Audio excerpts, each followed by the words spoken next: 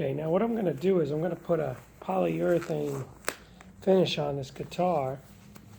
So I'm going to use some rubber gloves because I don't like to get it on my hands because it's oil-based polyurethane.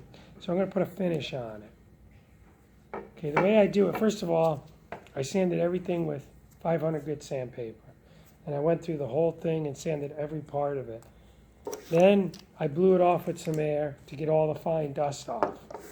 Okay, now I took an old t-shirt and I cut it in little squares, and I use this to apply the polyurethane. And I'm going to fold it just like this.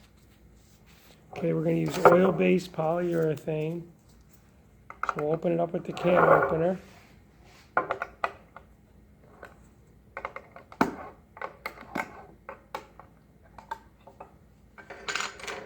Okay, and what we're going to do is we're just going to take this, and what I do is I just put a little bit on it.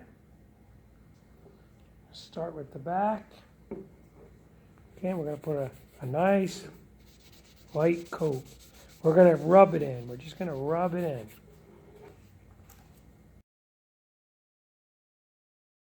Kind of see that finish coming right through. It's also going to highlight any scratches you didn't sand out, so make sure you get all the scratches out before you do this.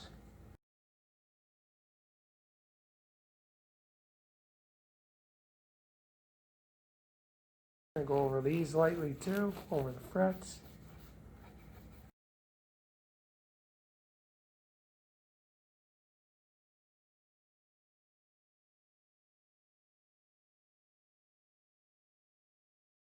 Okay, so what I did is I set it up on a stool.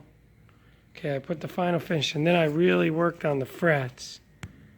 And I very carefully went through each fret to make sure it was cleaned up in there and it wasn't really heavy. You want a very, very light finish.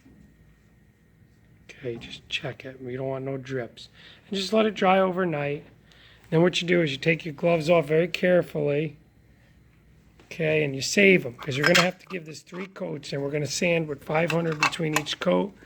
All right, seal this up. Just push on the ends. Okay, and it'll be ready for the next day. Okay, so just take your time and let it dry overnight.